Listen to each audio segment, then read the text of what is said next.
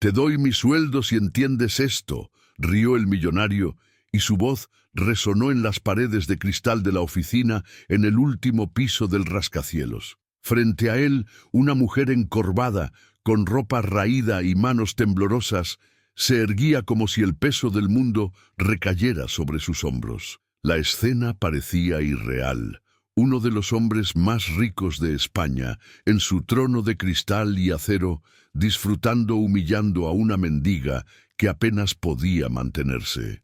Pero lo que sucedió a continuación le apagó la risa en la garganta y le silenció la boca para siempre. Suscríbete al canal ahora, porque aquí escucharás historias escalofriantes de venganza, secretos y destinos que cambian para siempre. Prepárate, porque esta historia no te abandonará. La oficina de Arturo Salvatierra era un espectáculo de poder. Paredes revestidas de mármol negro, estanterías repletas de libros encuadernados en cuero y un escritorio de madera maciza tan pulido que reflejaba la luz de la ciudad. En el exterior, las ventanas panorámicas revelaban el horizonte de Valencia, con edificios que se perdían en la distancia. En el interior, el aire estaba controlado y el silencio solo lo rompía el suave zumbido del aire acondicionado. Un templo construido para exhibir riqueza, al que solo se permitía la entrada a unos pocos elegidos. Y sin embargo, esa tarde, una figura improbable cruzó ese espacio: Lucía Herrera. Su abrigo sucio, su cabello despeinado y su mirada agotada contrastaban tanto con el entorno que parecía como si un cuadro se hubiera partido por la mitad. Los guardias de seguridad la habían llevado allí por orden de Arturo, quien por capricho había decidido concederle a la mendiga la audiencia que había solicitado en la recepción del edificio. «Tienes 3 minutos», dijo, sin siquiera levantar la vista del contrato que estaba revisando. «Di lo que tengas que decir y lárgate de mi vista». Lucía dudó, pero se mantuvo firme. No estaba allí por caridad, sino por algo que no revelaría de inmediato. Sus dedos se aferraron al borde de la bolsa de tela que llevaba, como si fuera el coraje que necesitaba. Cuando por fin habló, su voz fue baja pero clara. «Señor Salvatierra, solo quiero ser escuchado». Arturo levantó la vista, reclinándose en su sillón de cuero. Una fría sonrisa ya se dibujaba en sus labios. Le encantaba ese tipo de espectáculo. Sacó una hoja del contrato y la sostuvo frente a ella. «¿Ves esto?», preguntó riendo. «Te doy mi sueldo si entiendes una sola línea de lo que está escrito aquí». Estalló una carcajada sonora y burlona. Soltó una carcajada como quien saborea una victoria temprana. Sus manos golpearon la mesa, esparciendo papeles, mientras la mendiga, inmóvil, simplemente lo observaba. El contraste era agobiante. A un lado, un hombre con un traje impecable, barba recortada y un reloj suizo reluciente en la muñeca. Al otro, una mujer con guantes andrajosos, la piel llena de cicatrices y la mirada cansada de tantas noches durmiendo en la calle. Lucía no respondió de inmediato. Lo dejó reír, dejó que el eco resonara por la oficina, hasta que de repente levantó la vista. Su expresión cambió. No había odio ni desesperación. Había una claridad inquietante. Entonces, con voz tranquila y firme, dijo: «No necesito entender lo que está escrito. Basta con mirarte a los ojos para entender quién eres». El silencio cayó como una piedra. La risa murió en los labios de Arturo. Su sonrisa se congeló en el aire. Por un instante se sintió expuesto, como si la mujer hubiera perforado su piel, sus máscaras, y alcanzado algo que él mismo no quería enfrentar. Lucía dio un paso adelante y añadió: «Detrás de esas palabras que tanto idolatras hay dolor. Cada cifra que firmas cuesta lágrimas. Cada contrato es una vida destruida, una familia en la calle. Puedo estar sucio, harapiento, hambriento, pero no llevo la sangre de inocentes en mis manos. Puedo dormir, Arturo. ¿Y tú?». Su nombre en sus labios sonó como un golpe. El corazón del millonario se aceleró y un veneno empezó a hervir en su interior. ira mezclada con algo que jamás admitiría, vergüenza. La miró fijamente, intentando recuperar el control, pero no le salía la voz. Los guardias de seguridad que estaban afuera percibieron la tensión. El aire en la oficina parecía más pesado. Afuera, la ciudad permanecía indiferente, pero adentro se libraba un duelo silencioso. Poder contra verdad, arrogancia contra dignidad. Lo que Arturo no sabía era que Lucía no estaba allí solo para confrontarlo. Había un motivo mayor, una revelación enterrada en el pasado que los conectaba de una manera que jamás imaginó. Y ese encuentro en la oficina, que parecía solo una escena de humillación, fue el primer paso de una guerra que cambiaría para siempre las vidas del millonario y la mendiga. La puerta de la oficina aún no se había cerrado del todo cuando el silencio se prolongó, denso como el humo. Arturo se aclaró la garganta, apilando los papeles en un intento infantil de recuperar el control de la escena, pero su propia mano lo delató con un ligero temblor. Lucía no se inmutó. Sus ojos, marcados por el cansancio, reflejaban una certeza que contrastaba con su ropa rasgada, el olor de la calle, sus uñas ennegrecidas por el frío de las mañanas de los sin techo. Había algo en esa postura que desafiaba la lógica. Parecía igual a él, no por estatus ni por dinero, sino por algo más profundo, algo que no se podía comprar. Dignidad, tal vez, o una verdad demasiado pesada para caber en ningún contrato. ¿Ya terminaste?, preguntó Arturo en voz baja, intentando sonar despiadado. Porque si vienes aquí a soltar frases hechas, tengo una fila de gente esperando afuera. No tengo frases hechas, respondió Lucía, y la calma de su respiración pareció extenderse por toda la sala. Tengo datos y una petición. Arturo se recostó en su silla. El cuero crujió, delatando el movimiento. Le hizo un breve gesto con la mano para que continuara, mientras el reloj suizo reflejaba un rayo de luz sobre la mesa. Afuera, Valencia se extendía entre edificios y avenidas, pero dentro el mundo se había encogido, encajando en la distancia entre el resplandor del reloj y el guante deshilachado que sujetaba el borde de la bolsa de tela. ¿Hechos?, repitió. Cuéntanos tus hechos. Lucía abrió la bolsa lentamente.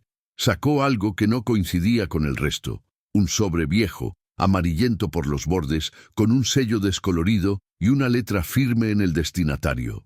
Arturo reconoció la letra antes de que la razón lo alcanzara. Era imposible, pero lo era. La letra de Mercedes Salvatierra, la letra de su propia madre. Un escalofrío le recorrió la nuca. La mano que le ajustaba la corbata se quedó congelada en el aire. ¿De dónde sacaste eso?, susurró, traicionado por una urgencia que había intentado ocultar. En la casa que mandaste demoler hace 3 meses, en la calle Ruzafa, dijo Lucía sin apartar la mirada. La casa que pertenecía a una mujer llamada Estela Herrera. Mi madre. El sobre estaba escondido dentro de una tabla hueca, detrás del espejo. La demolición dejó todo al descubierto. Lo encontré antes que tus hombres. Arturo rió, un sonido corto y seco, sin alegría. ¿Y qué hay en ese sobre? ¿Más juicio moral? No, un reconocimiento de deuda. La palabra deuda, en esa habitación, era como una cuchilla.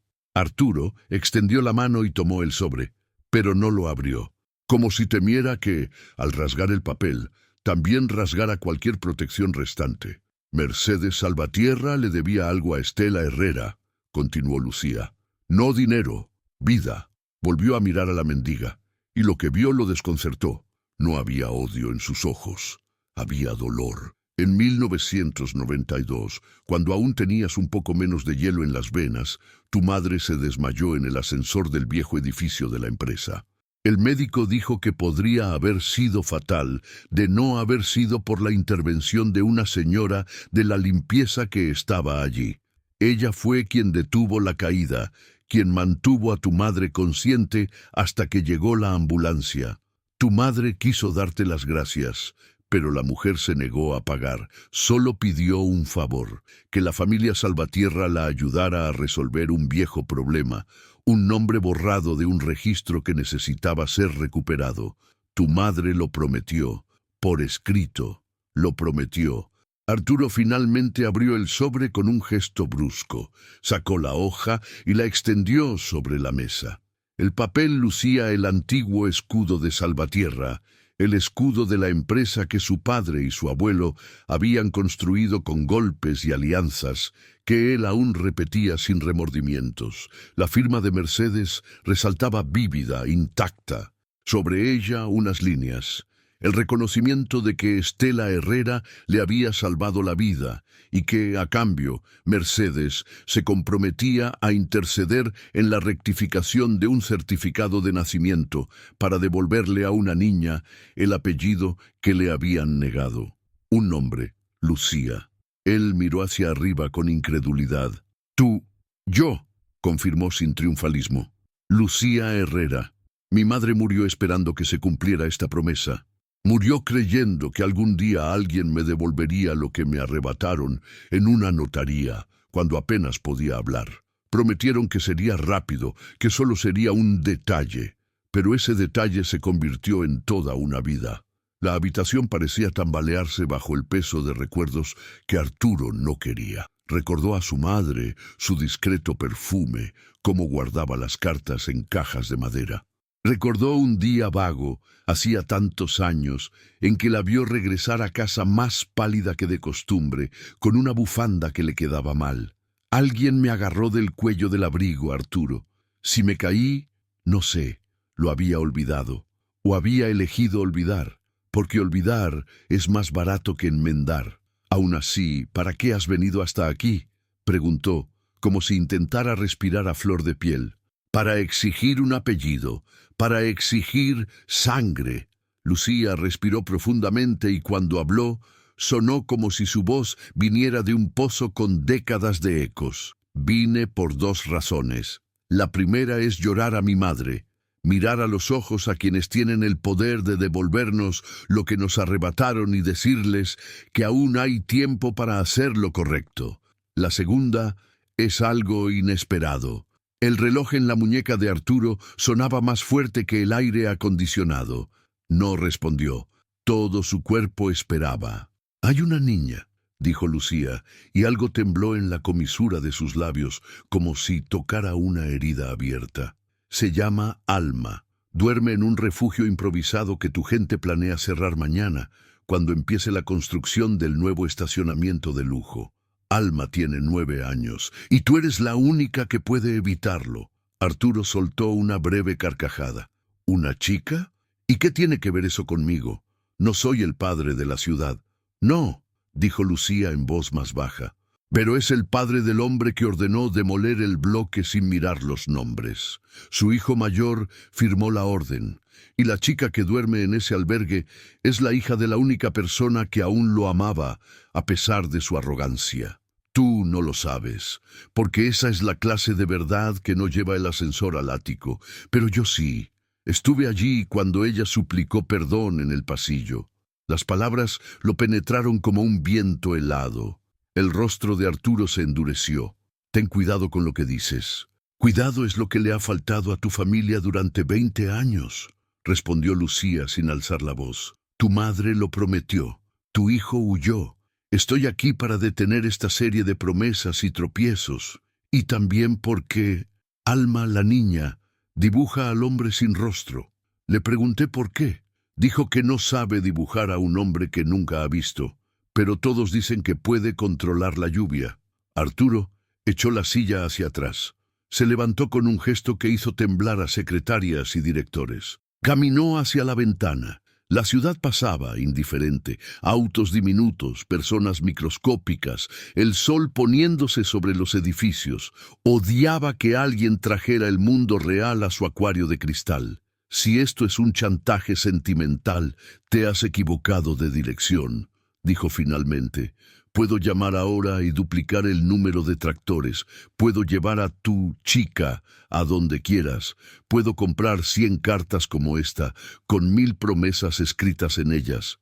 «Puedes», coincidió Lucía, «pero no puedes comprar lo que traje aparte de la carta».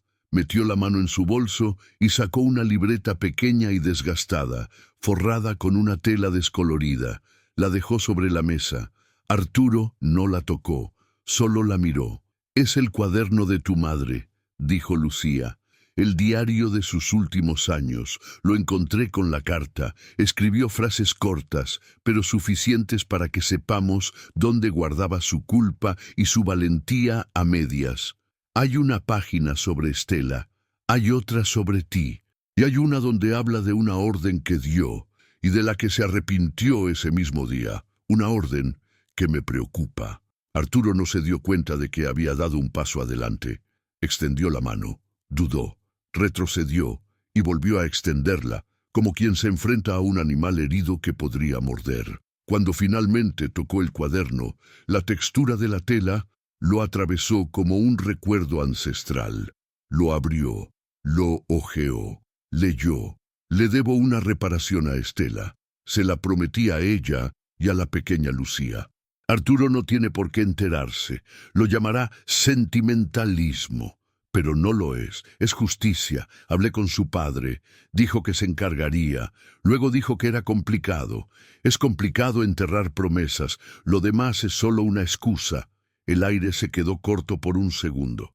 Las palabras de Mercedes no eran una acusación grandilocuente, eran crueles, eran sencillas, una sencillez que prescindía de la teatralidad. Arturo cerró el cuaderno y lo dejó sobre la mesa con cuidado, como si depositara algo frágil. «¿Qué es exactamente lo que quieres de mí?», preguntó, con su voz menos metálica ahora. «Quiero que detenga la demolición del bloque hasta que el caso de la señorita Alma se resuelva con dignidad.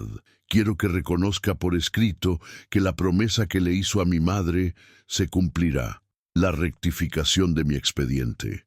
Y quiero que lea el diario completo hasta el final, antes de decidir quién será al salir de esta habitación. Y a cambio», Lucía lo miró fijamente durante un largo instante, como si buscara al hombre detrás de la pared blanca y el cristal. «A cambio, me apartaré de tu camino y te devolveré el derecho a dormir. No lo creerás, pero el sueño regresa cuando hacemos lo que debemos». Sonrió de lado, una sonrisa cansada que no era la burlona de unos minutos atrás. «Duermo muy bien».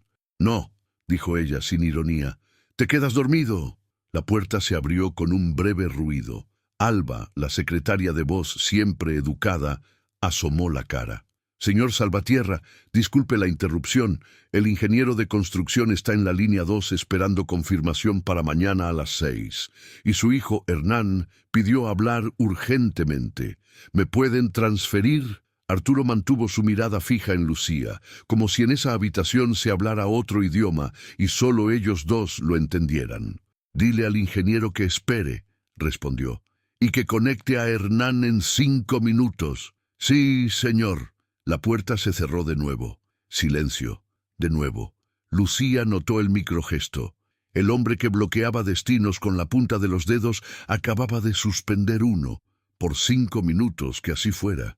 Pero fue el primer movimiento en la placa tectónica del poder. «Siéntate», dijo Arturo, sorprendiéndose con sus propias palabras. «No me gusta hablar con alguien de pie en mi oficina. Parece un interrogatorio». «Así soy más firme», respondió ella sin moverse. «Y no vine a pedir compasión, vine a pedir precisión». «¿Exactamente?», arqueó una ceja. «Las palabras nos salvan cuando las necesitamos. Tu madre lo sabía, tú también, solo que lo olvidaste». Arturo respiró hondo por la nariz, como quien recoge un perfume perdido. Giró el cuaderno de lado y golpeó ligeramente la tapa con el dedo índice. «Eso se queda conmigo». «Quédate», dijo Lucía.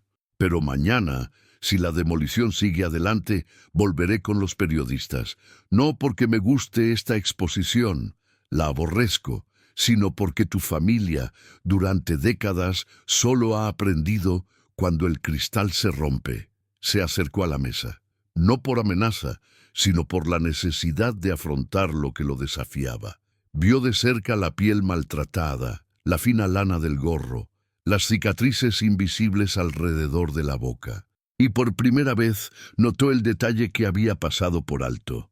La barbilla de Lucía tenía un sutil hoyuelo, el mismo que tenía Mercedes cuando sostenía una taza y recordaba su infancia. «No prometas lo que no puedes cumplir», dijo casi en un susurro. «Solo te pido lo mismo», respondió ella, «que no me prometas el mundo entero por teléfono y luego me entregues ruinas a la mañana siguiente». El intercomunicador parpadeó. Alba anunció: «Hernán al teléfono». Arturo asintió, pero no respondió.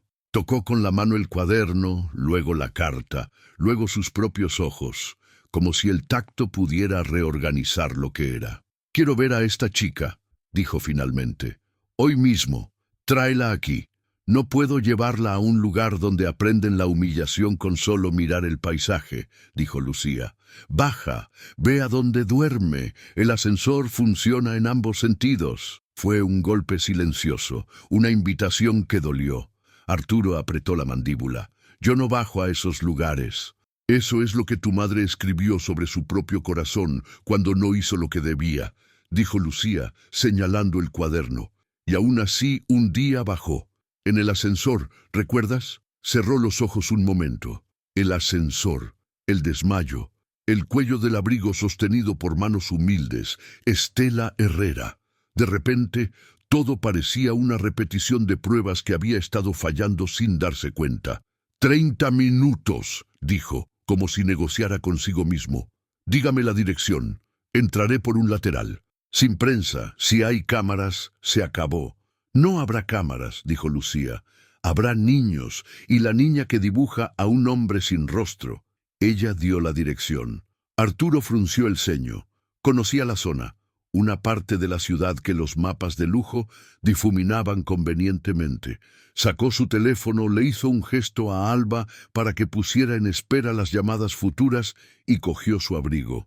Al ponérselo, vio en el reflejo del cristal no al magnate de siempre, sino a alguien ligeramente fuera de lugar con su propio traje, como si descubriera que la ropa que siempre le quedaba bien ahora le rozaba la piel. «Si esto es un teatro», empezó. «No es un teatro», interrumpió Lucía. «Es un trato». Entró por la puerta. Los guardias de seguridad, sorprendidos, se enderezaron. Alba intentó entregarle una carpeta. Él la rechazó con un gesto. El pasillo pulcro reflejaba las frías luces. Cada paso hacia el ascensor resonaba, marcando un nuevo ritmo. Lucía caminaba detrás de él, en silencio, sosteniendo la libreta y la carta con la delicadeza de quien lleva huesos antiguos. Dentro del ascensor, los números empezaron a bajar. El techo de cristal proyectaba sus sombras. Arturo sintió un nudo en el estómago, no de miedo, sino de algo más íntimo y peligroso, la sensación de cruzar una frontera invisible, una línea que separaba a los hombres que gobiernan el mundo de quienes lo habitan. Lucía miraba fijamente al frente, como si supiera que la planta baja era solo la primera de muchas que aún quedaban por conquistar. Al abrirse las puertas del vestíbulo, el aroma a perfume caro y madera pulida dio paso gradualmente al olor de la calle a última hora de la tarde, una mezcla de gasolina, pan caliente y el mar lejano. Arturo parpadeó ante la claridad, y por un instante la ciudad pareció diferente, no un conjunto de bienes y plazos, sino un organismo vivo y palpitante fuera del acuario. «¿De verdad te vas?», preguntó Lucía, midiéndolo como si midiera una promesa. «Lo haré», respondió él sin mirarla. «Y si bajo, no será para dar monedas a cambio de la absolución, será para ver con mis propios ojos lo que mis informes no muestran». «Entonces, mira con atención», dijo, «porque cuando miras con atención, no regresas igual». No respondió. Caminó hacia el coche. El conductor se apresuró a abrir la puerta, pero Arturo lo detuvo con una mano. «Hoy conduzco yo». El conductor retrocedió. Lucía se sentó a su lado, agarrando con fuerza su bolso. El motor rugió bajo. Las ruedas se deslizaron por el pavimento liso, luego por los adoquines de la calle. A medida que el rascacielos se desvanecía, el paisaje cambió drásticamente. Los restaurantes con cuencos colgantes dieron paso a bares con sillas de plástico. Las joyerías fueron reemplazadas por casas de empeño. La acera brillante fue reemplazada por baches que hacían toser al coche. «Está ahí mismo», dijo Lucía, señalando un edificio vacío con las ventanas abiertas como bocas cansadas. «Cuarto piso, apartamento 403. El refugio improvisado está en el pasillo, donde las madres extienden sábanas para simular paredes». Arturo aparcó. El olor cambió de nuevo. Subieron las escaleras. El ruido de las conversaciones y la radio pirata se acercaba como un río. En el tercer piso, un niño corría descalzo, riendo, y se detuvo al ver al hombre del traje.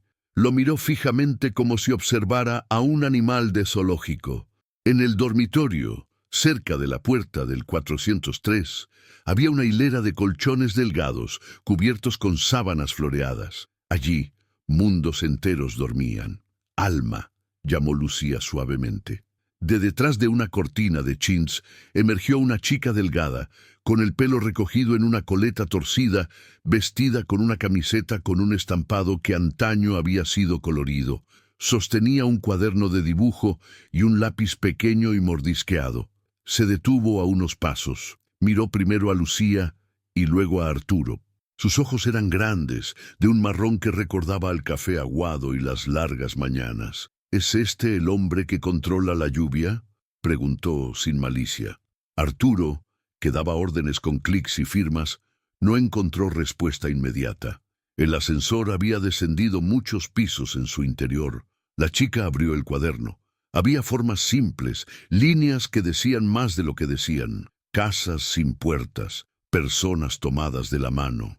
Y en una página un hombre alto, rodeado de ventanas cuadradas, que claramente eran edificios. Su rostro, sin embargo, estaba inexpresivo. Un vacío. «No sé dibujar una cara», dijo Alma, casi disculpándose. «Nadie sabe cómo es». Lucía no miró a Arturo. Dejó que el silencio hiciera su trabajo. Él inhaló lentamente, como si probara un vino desconocido, y en un gesto inesperado se quitó el abrigo, se lo echó al antebrazo y finalmente respondió: «Entonces mirarás y dibujarás. Y yo miraré y aprenderé a ser dibujado». Nadie aplaudió. No había público. Solo había un pasillo con sábanas que hacían de paredes.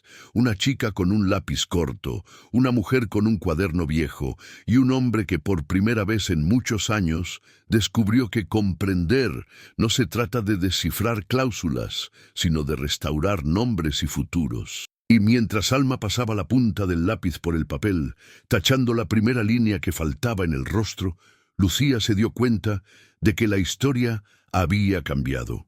No era una victoria, era un cambio radical. Y los cambios, lo sabía, tienen un precio muy alto. El sonido del lápiz rascando el papel parecía ser el único ruido en el sofocante pasillo del refugio. Arturo, acostumbrado a habitaciones insonorizadas, contratos impresos en papel grueso y reuniones interrumpidas por voces mesuradas, se sentía vulnerable ante la simpleza del trazo infantil. Alma dibujaba lentamente, con la lengua pegada a los labios, mientras sus ojos se fijaban alternativamente en el papel y luego en él. Cada vez que levantaba la vista, Arturo sentía un extraño peso en el pecho, como si aquella niña de 9 años tuviera la audacia de verlo más allá de su traje, su reloj y su apellido. Lucía permaneció de pie, observando en silencio. No había orgullo ni desafío en su postura, solo había espera. Sabía que este momento no se trataba de ella.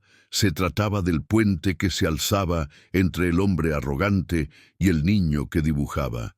Un puente frágil, sí, pero uno que ya era más fuerte que cualquier contrato de hormigón.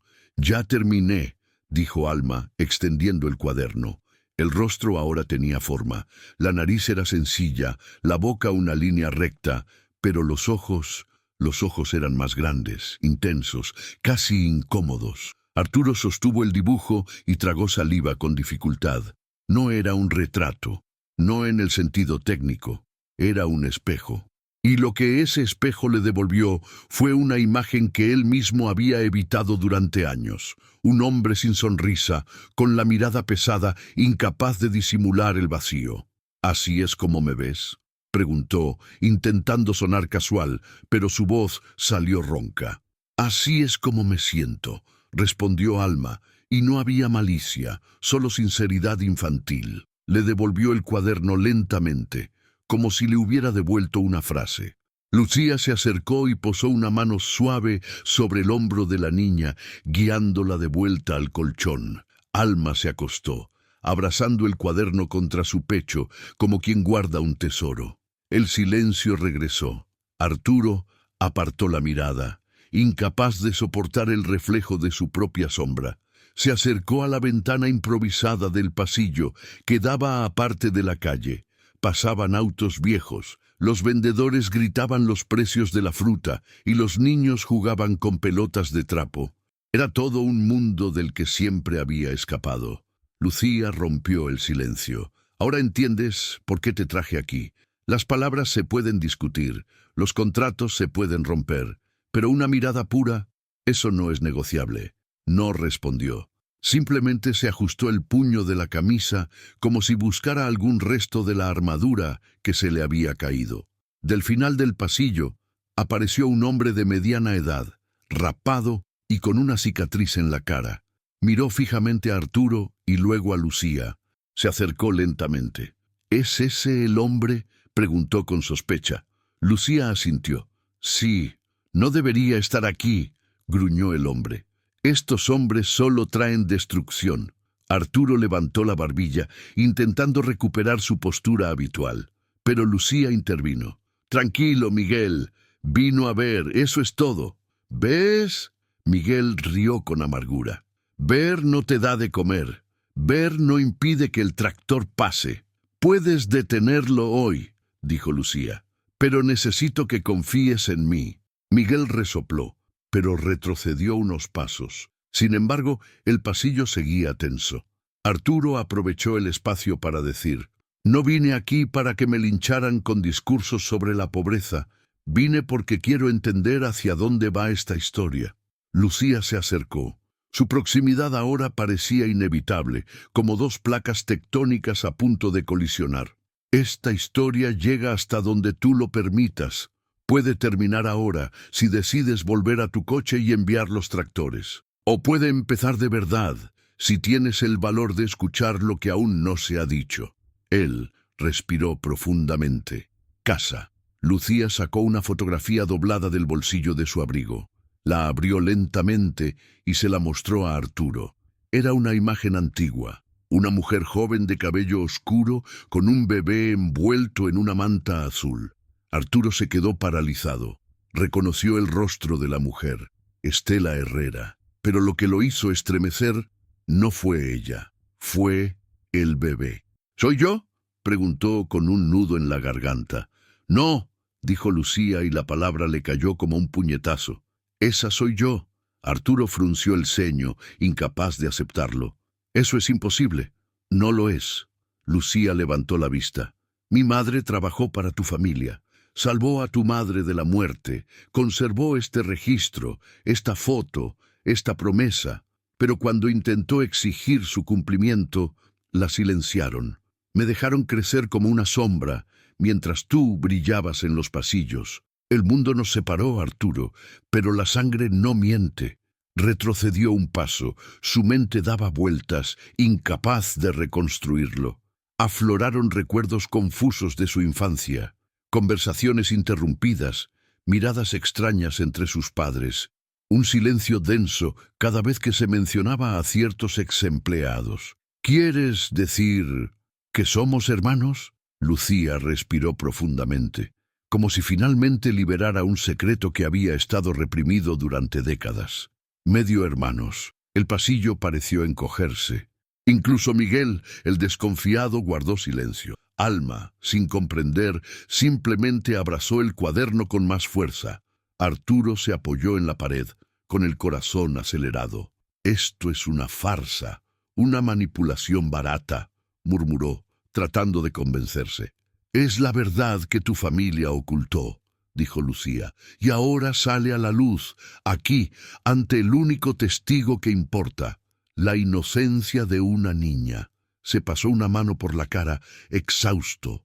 Nadie lo había desarmado así. Siempre había sido él quien controlaba las piezas, quien escribía las reglas. Ahora las reglas las dictaba la mujer que se atrevió a mirar dentro de él. Lucía continuó: no vine por venganza. Vine porque no quiero que Alma crezca como yo, sin nombre, sin hogar, sin rostro. Vine porque tu madre creía que aún había bondad en ti, y porque a pesar de todo, yo todavía creo que puede haberla. Arturo se rió, una risa sin humor. ¿Bondad? ¿En mí?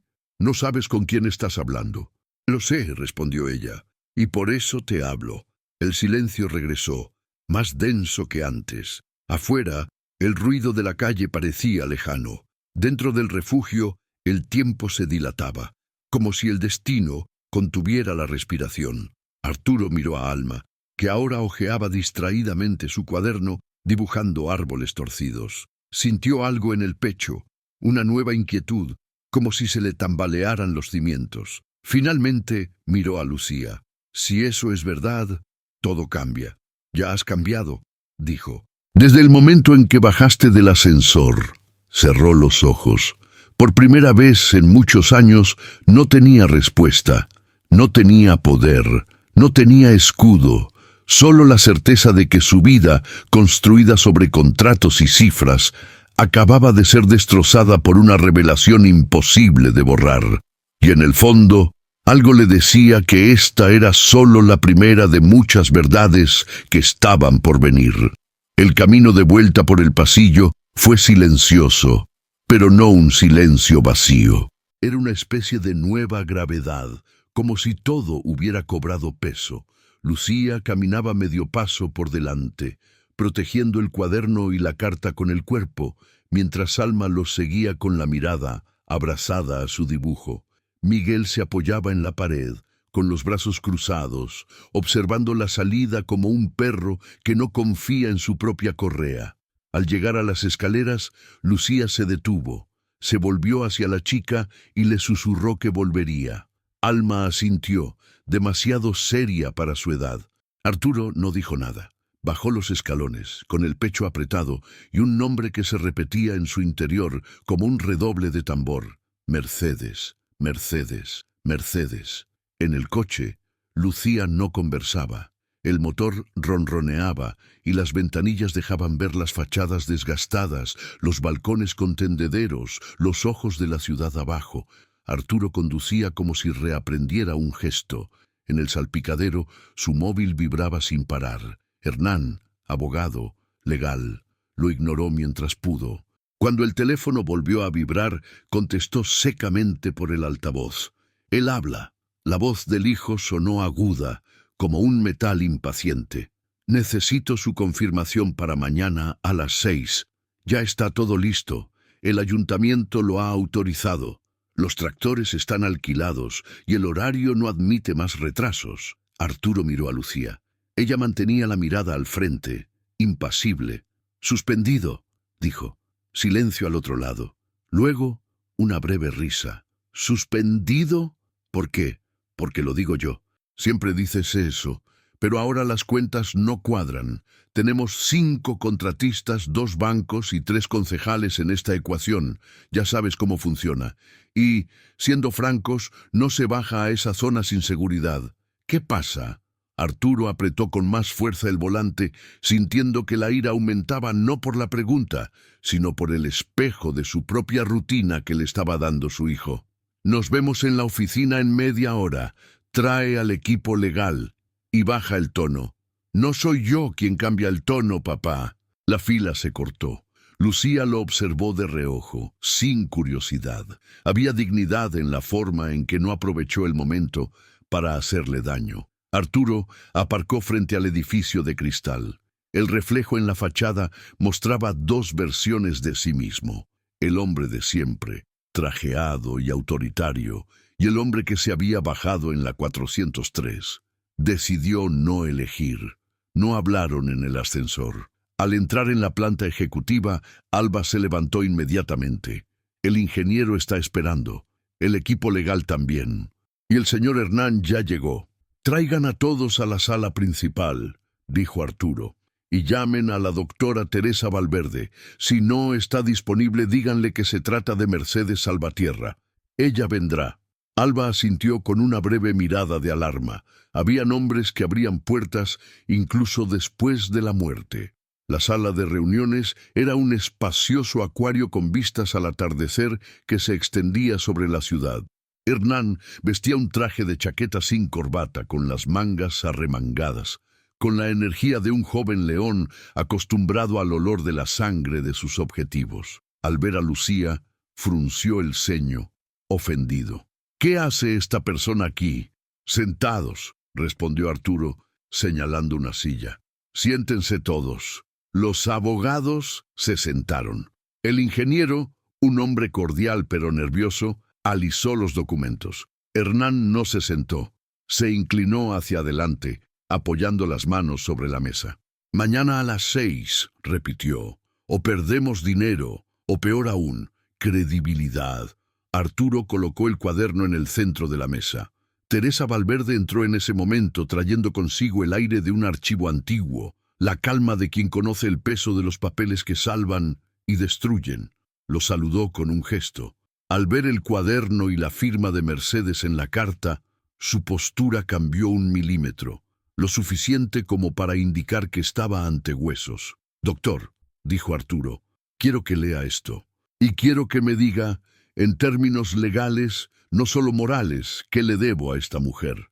Hernán resopló. «No convirtamos una reunión de negocios en una sesión espiritista». Teresa no le prestó atención. Se colocó las gafas sobre la punta de la nariz, leyó la carta y hojeó el cuaderno. Se detuvo en páginas específicas murmurando fechas. Finalmente, cerró el diario con un cuidado casi devoto. «Hay 2 cosas aquí», dijo.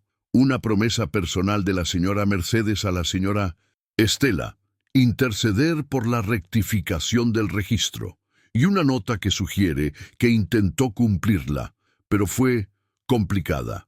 Complicada suele ser el apodo cobarde para delitos menores.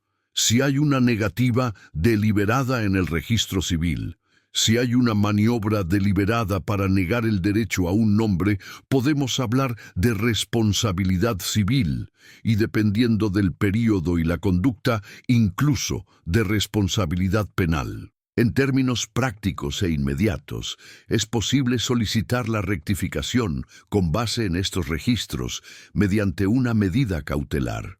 Y es su obligación moral y reputacional no solo no demoler ese bloque, sino también garantizar la protección de las personas mientras el proceso está en curso. Hernán golpeó la mesa con las yemas de los dedos. La obligación moral no paga las cuentas. Y la reputación, para quien manda, es saber quién obedece. No dejaremos una obra de esta magnitud en manos de una... Su voz se fue apagando, mirando a Lucía. «¿Qué tiene que ver contigo? Una chantajista con un álbum familiar». Lucía lo miró tan fijamente que el gesto pareció atravesar la habitación, como una flecha silenciosa. «Soy lo que tu abuela dijo que era, y puedo volver a ser lo que dice la ley». Arturo sintió que los paneles internos se movían. Sabía que la siguiente frase era un tren. Si pasaba sin que él dijera nada, se llevaría consigo lo poco que le quedaba. «Ella es mi hermana», dijo. Nadie parpadeó. El aire se enrareció. El ingeniero, sin saber a dónde mirar, eligió la mesa.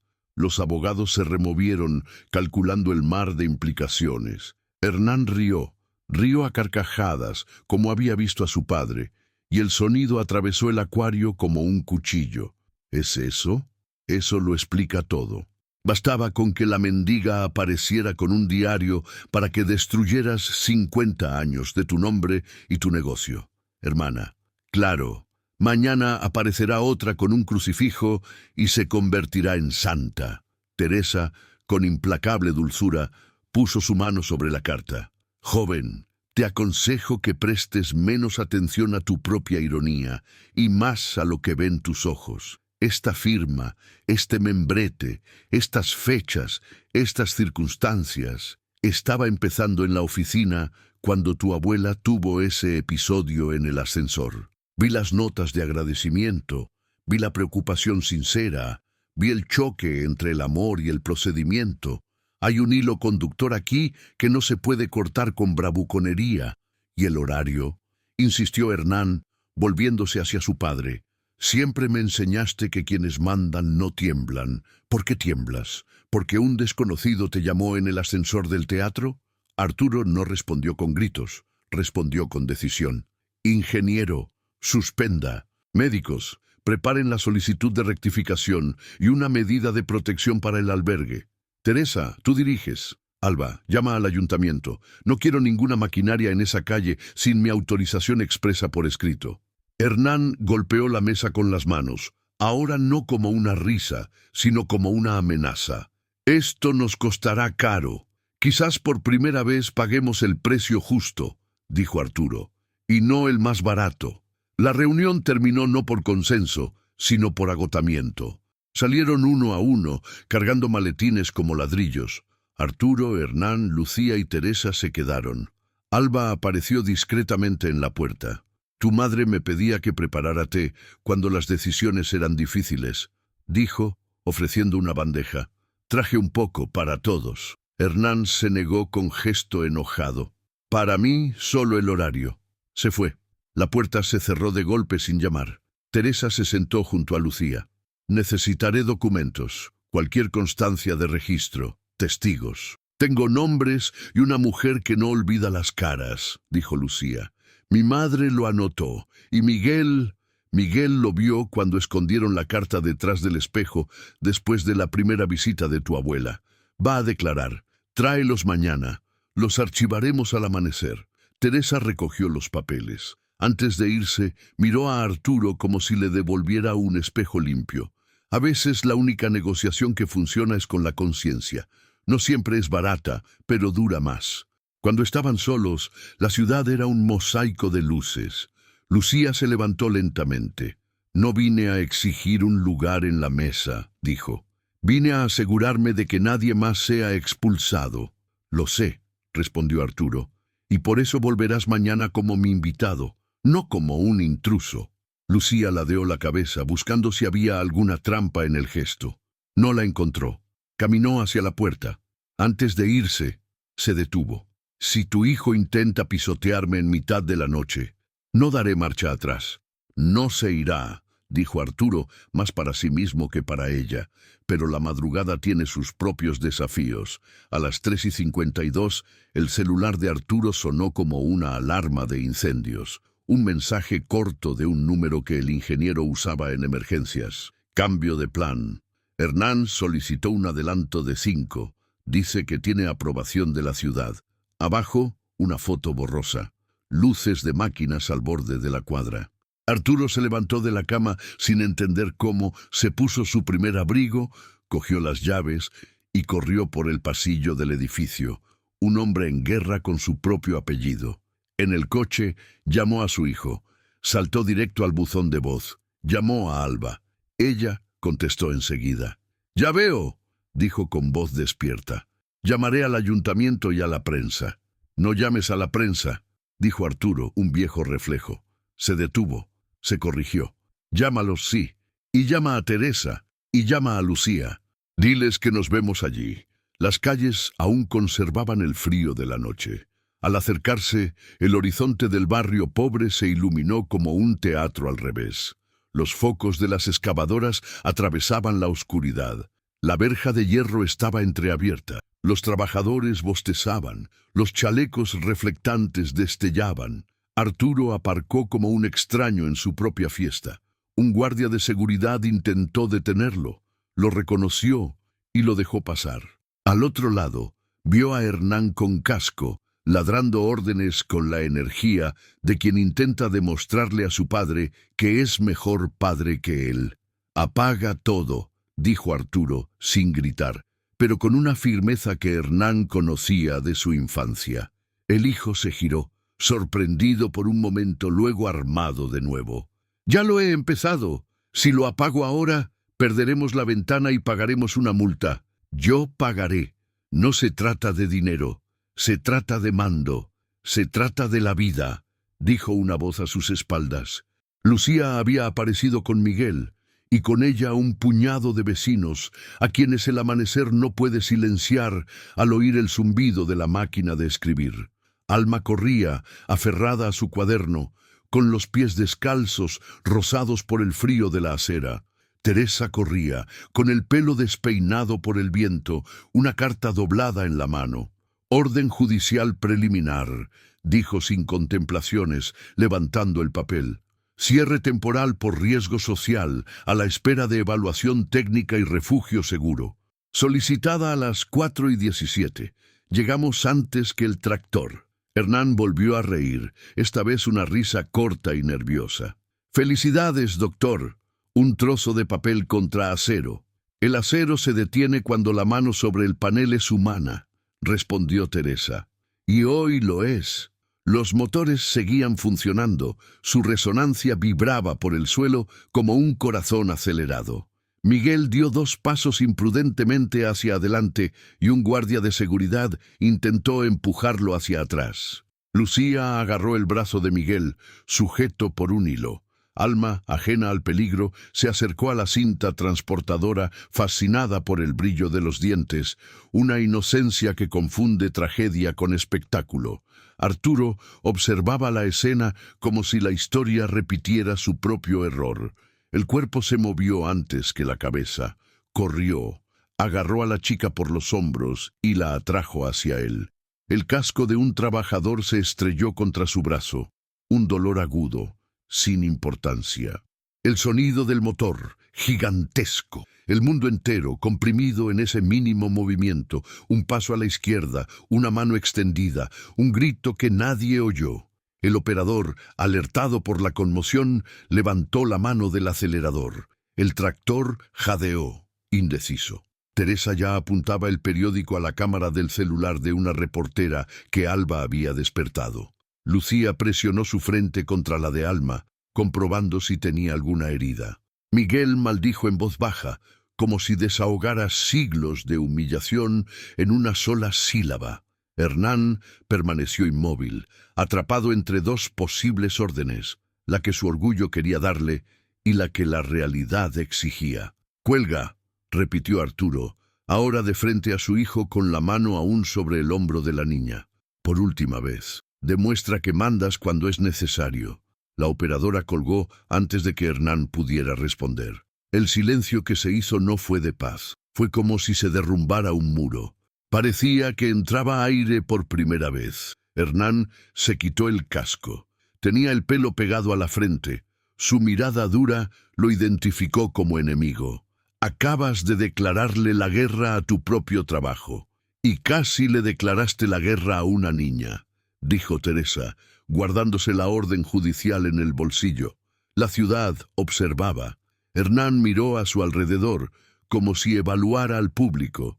Vio celulares, vistazos, testigos. Metió las manos en los bolsillos, como si estuviera conteniendo la ira a punto de estallar. Se giró y comenzó a caminar.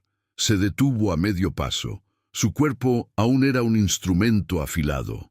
«Un día», dijo sin girar la cabeza, «me agradecerás por ser el único que no tembló en este teatro». Salió con pasos que intentaban no acelerar. La obra se suspendió mientras tanto.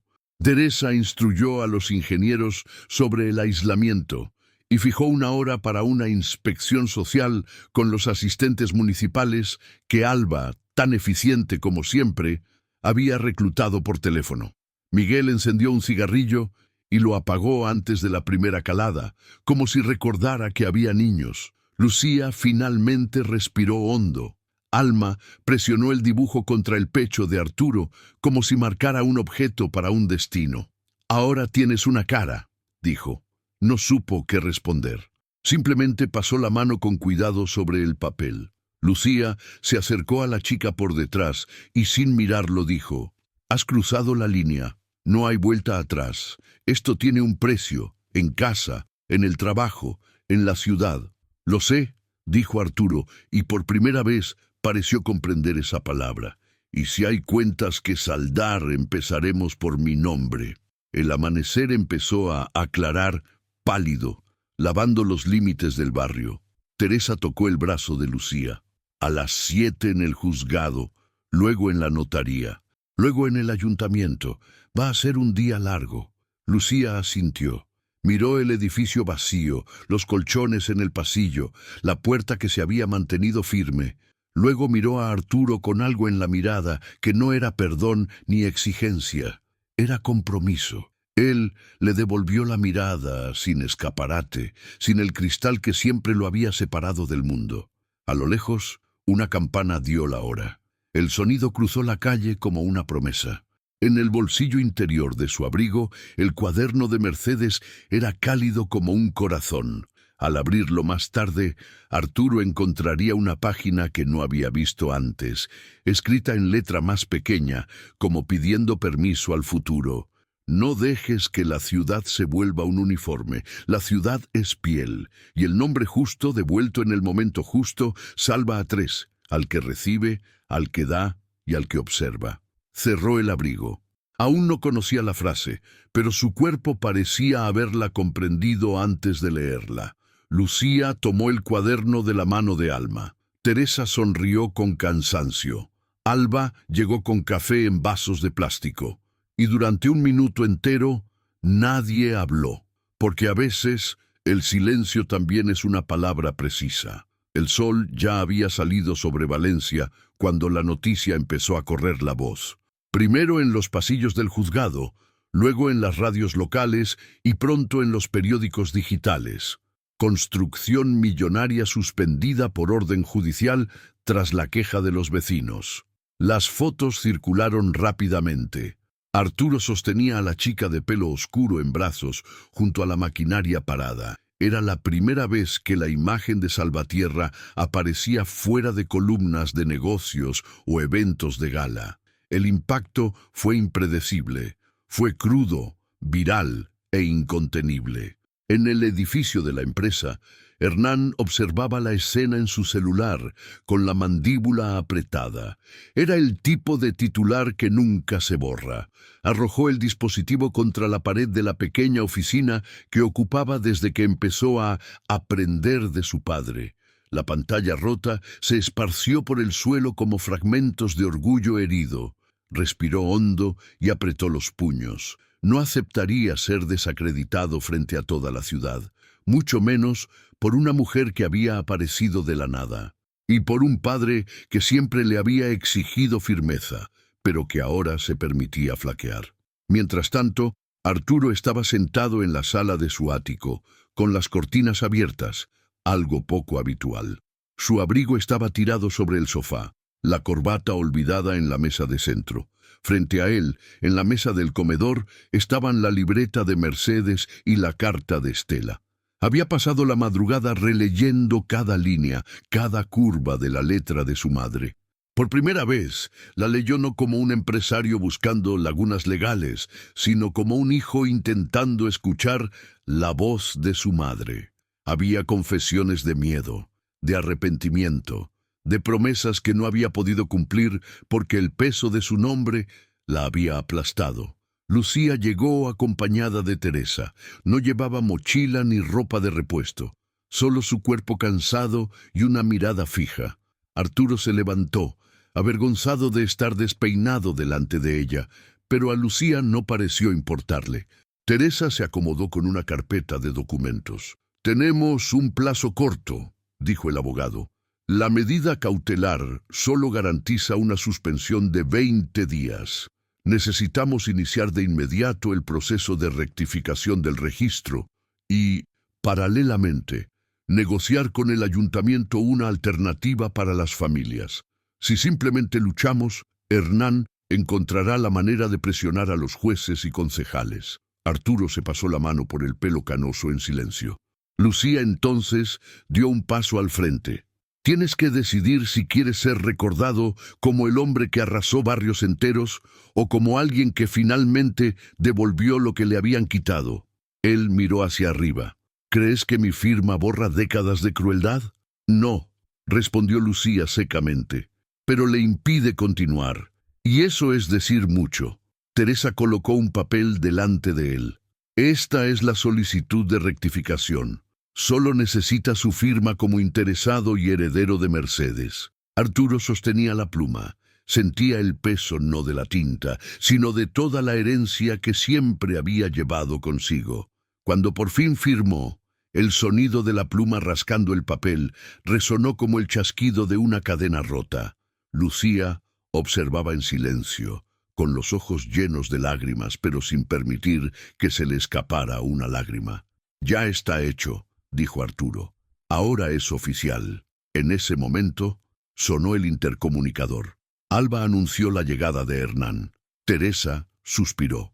Arturo asintió y le indicó a su hijo que entrara. Hernán salió con el rostro tenso, pero forzó una sonrisa fría. «Veo que están rodeados de asesores», dijo, mirando a Lucía y Teresa. «¿Eso es todo? ¿Van a entregarle nuestra empresa a un desconocido?» Arturo no se levantó. Se quedó mirando a su hijo. «Ella no es una extraña, es tu tía». El silencio era absoluto. Hernán parpadeó y luego rió. Una risa burlona. «¿Tía? ¿Mendiga? Vaya chiste».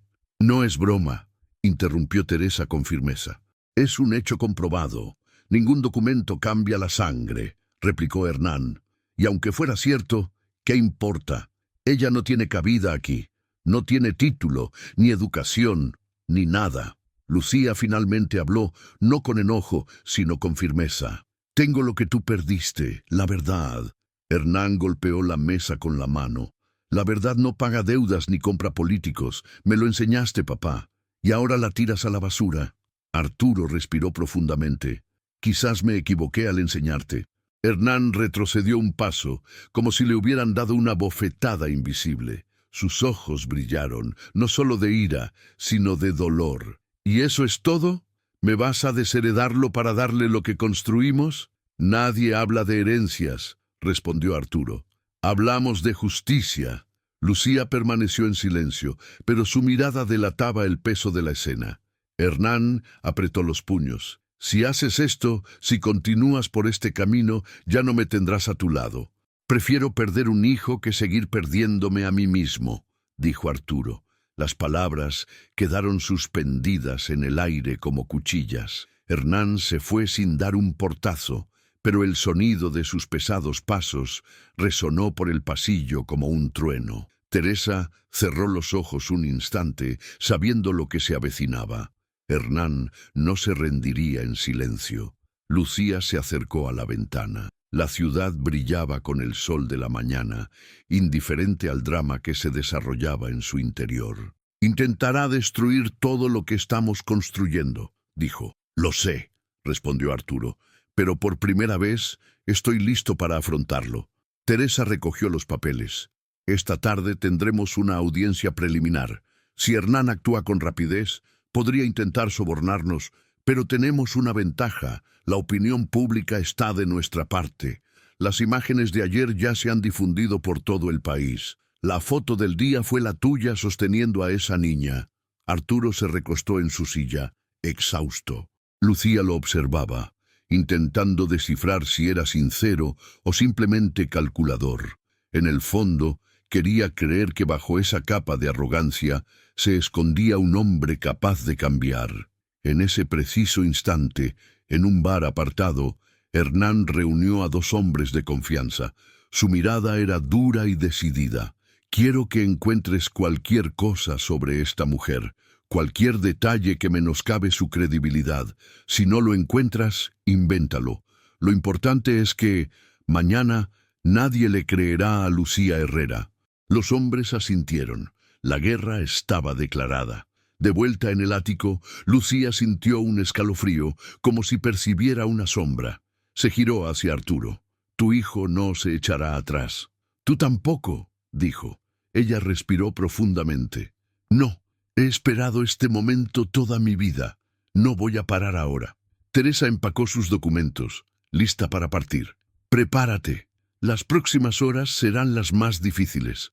Y a medida que el tiempo avanzaba, el destino de la familia Salvatierra se convirtió en un campo de batalla donde ya no cabía la neutralidad. El millonario que se reía de la pobreza ahora descubría que la verdadera guerra no se ganaba con números, sino con valentía. El reloj del juzgado marcaba las 8:40 cuando la primera ráfaga de mensajes empezó a aparecer en los celulares de la ciudad. Videos cortos, titulares con estrellas, comentarios furiosos. La mendiga que dice ser la hermana del millonario. Golpe de estado orquestado contra gran obra. ¿Quién es Lucía Herrera, por cierto? El contestador de Hernán había estado funcionando toda la noche. En páginas anónimas se subían fotos recortadas de Lucía durmiendo bajo toldos, montajes maliciosos, clips de audio sacados de contexto. Miguel vio uno de los videos en una terminal de autobuses y sintió un nudo en el estómago. Sabía cómo empezaban esas guerras, manchando la cara de quienes se atreven a decir la verdad. Y cuando se manchan la cara, suelen querer manchar el cuerpo después. Guardó el teléfono y fue al juzgado. No dejaría a Lucía sola. En la sala, el aire estaba cargado. Teresa alineaba los documentos con la precisión de quien arma un tablero donde ninguna pieza puede caer. Alba había logrado sentarse discretamente al fondo, con un cuaderno en el regazo. Había aprendido con los años a ser invisible cuando el momento lo requería. Lucía entró sin maquillaje por miedo, sin armadura retórica. Solo ropa limpia, prestada por un vecino, y la carta de Mercedes metida en el forro de su chaqueta a la altura del corazón. Arturo ya estaba allí, sin su traje oscuro, de un azul más claro de lo habitual, como intentando decirle a su propia piel que el metal podía convertirse en agua. Hernán apareció el último, flanqueado por dos abogados que hablaban en voz baja y reían con la mirada. Eran expertos cavando zanjas en medio de cruces ajenos. Saludó a su padre con un gesto frío de la cabeza, ignoró a Lucía con estudiado desprecio y se sentó. El juez, un hombre de rostro demacrado y cejas pobladas, golpeó el mazo en un gesto brusco.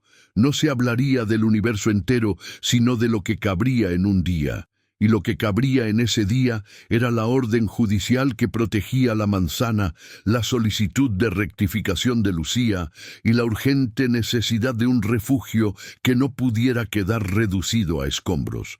Los abogados de Hernán empezaron con el viejo truco: cuestionar la moral de quien preguntaba. Mostraron una secuencia de fotos de Lucía recogiendo latas, durmiendo en bancos, compartiendo pan con un perro callejero. Intentaron retratarla no como una mujer, sino como una impostora. Teresa esperó pacientemente, como si supiera que su adversario perdía el tiempo ante su objetivo. Cuando tuvo la palabra, abrió la carpeta sin prisa mostrando la carta de Mercedes, el diario, el relato de Estela registrado por una trabajadora social años antes y una declaración reciente de Alba que atestiguaba la existencia de esos documentos en el archivo personal del expresidente de la empresa. No era una fábula, era una secuencia de piezas entrelazadas. ¿Está usted seguro de que esta firma es auténtica?, preguntó el juez, inclinándose sobre el papel. Reconozco la letra como reconozco la mía, dijo Alba con voz firme. Trabajé para Mercedes Salvatierra durante 23 años. Esta es su letra, y este cuaderno olía al armario donde guardaba sus miedos. Hernán pidió hablar teatralmente. Excelencia, incluso si esta historia sentimental fuera cierta, seguiríamos enfrentando una intromisión indebida en los asuntos de la empresa. El proyecto cuenta con permisos, es estratégico para la ciudad y genera empleos. La supuesta hermana de mi padre y sus aliados manipulan la opinión pública con videos y chantajes. Fue entonces cuando Teresa colocó una memoria USB roja sobre la mesa. Si hablamos de opinión pública, solicito que se añada al expediente una grabación de audio grabada ayer a las 5:58 de la mañana. El ingeniero jefe, temiendo consecuencias penales, decidió cooperar. El juez asintió. El agente conectó el dispositivo. La sala escuchó con claridad la voz de Hernán, dando la orden de avanzar los tractores, con consentimiento implícito y sin alboroto, antes de que el viejo despierte. También se oyó la amenaza velada a un empleado municipal que había dudado en firmar. El sonido no tembló, fue el aire el que tembló. Hernán abrió mucho los ojos un segundo. Se ajustó la corbata sin usar e intentó una breve carcajada que se apagó como un bicho en una bombilla. «Prueba ilícita, señoría», susurró un abogado levantándose. «Lo dijo el propio interlocutor», respondió Teresa. «No hay secreto en quien confiesa». El juez tomó nota, luego otra, y respiró hondo. Una sombra de decisión cruzó su rostro cansado. Golpeó el mazo una vez. Se confirma la medida cautelar, se clausura la obra durante 90 días con una evaluación social inmediata y un plan de reasentamiento obligatorio. En cuanto a la solicitud de subsanación, dada la documentación presentada y la sólida verosimilitud, otorgo la medida cautelar. Lucía figurará ahora como Lucía Herrera Salvatierra hasta que se resuelva el fondo. Notifique a la notaría, notifique al ayuntamiento, notifique al Ministerio Público. Fue como si una compuerta se hubiera abierto dentro de Lucía, pero no lloró.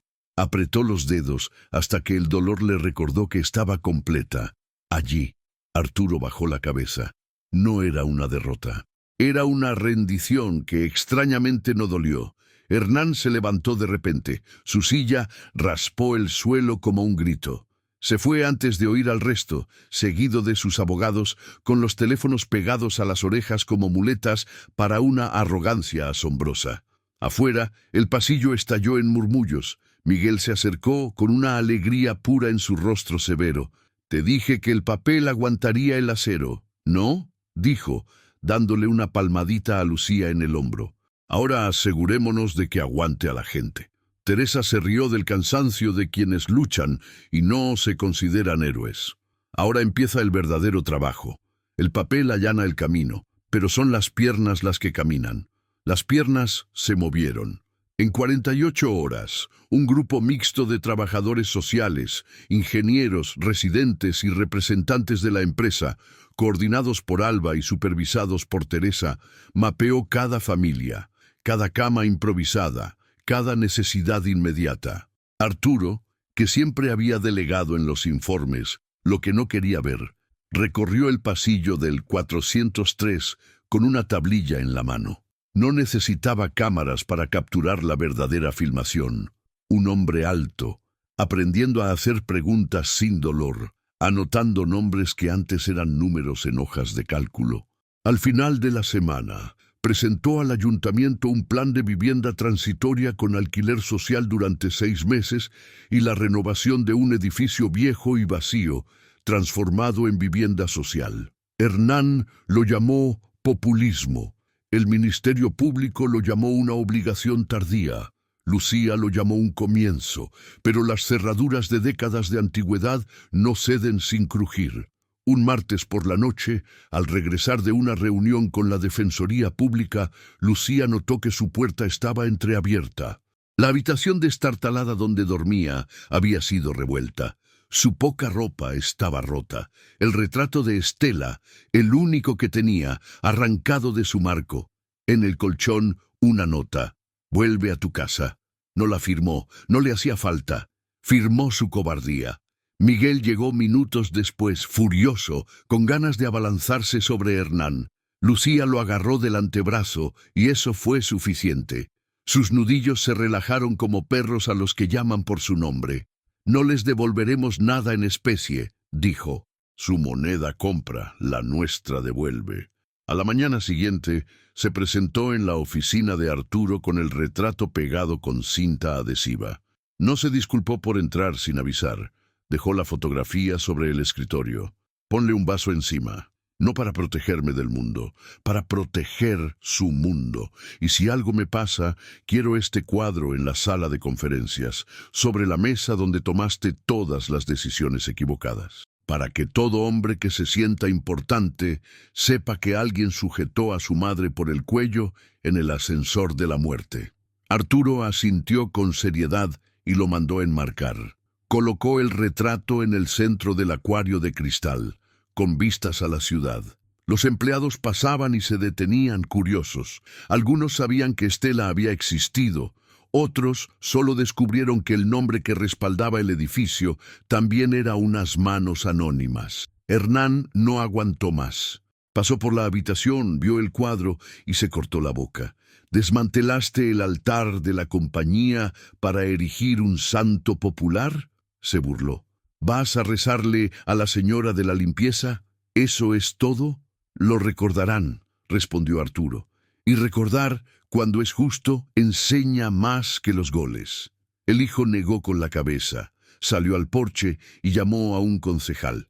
Habló en voz baja, prometió enmiendas y amenazó con recortar las donaciones. Al final de la llamada, cuando regresó, encontró a su padre de pie, con las manos en los bolsillos, con la mirada tranquila de quien finalmente acepta su propia historia. Disparó por última vez. ¿De verdad quieres perderme? No, dijo Arturo. Quiero encontrarte, pero no encuentro a nadie en la oscuridad del poder. Si quieres regresar, enciende la luz. Hernán rió, herido donde más se teme, en la infancia que nunca pasa. Salió de la oficina con el paso de quien aún no ha aprendido a perder. Sin embargo, el mundo empezaba a girar sin que él se lo pidiera. La vista de fondo del proceso de rectificación se programó para 2 meses después, pero Lucía ya era, por orden oficial, Herrera Salvatierra. No hizo una fiesta, no se cambió de ropa, no cambió de voz, cambió su forma de firmar. Al ir a la notaría, el oficinista, acostumbrado a alargar la burocracia para quienes tenían poco, irguió la espalda. Reconoció a Teresa, reconoció el papel, reconoció el viento. Le entregó el certificado provisional sin ironía. Lucía salió a la calle y se detuvo frente al escaparate de una papelería. Compró un sencillo bolígrafo azul. Escribió en un papel: Alma, el nombre es una casa. Lo dobló y se lo guardó en el bolsillo. Sonrió para sí misma, una sonrisa que no era fingida y por lo tanto plena. En el 403, la chica esperaba como quien espera una fiesta. Cuando llegó Lucía, Alma se levantó de un salto con el cuaderno en los brazos y pidió dibujar de nuevo al hombre del edificio, ahora con cara.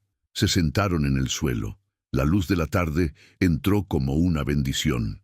Alma empezó a escribir, y esta vez no dejó un solo espacio en blanco. Dibujó unos ojos que miraban sin juzgar, una boca que no se reía de los demás, y en la esquina del papel escribió con letras torcidas: Arturo.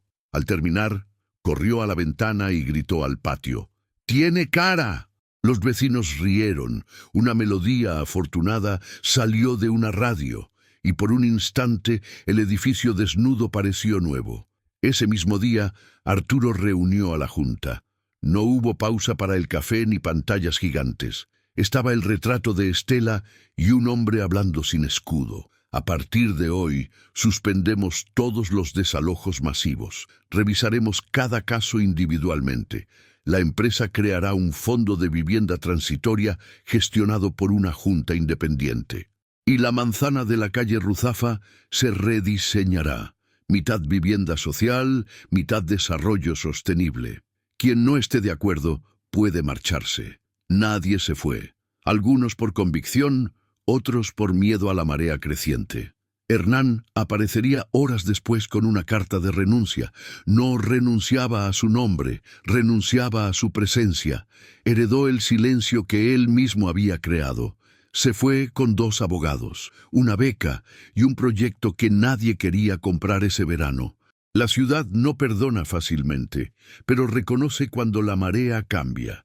Meses después, en un pequeño auditorio, se celebró la ceremonia que no cabía en las columnas de chismes. Teresa habló poco.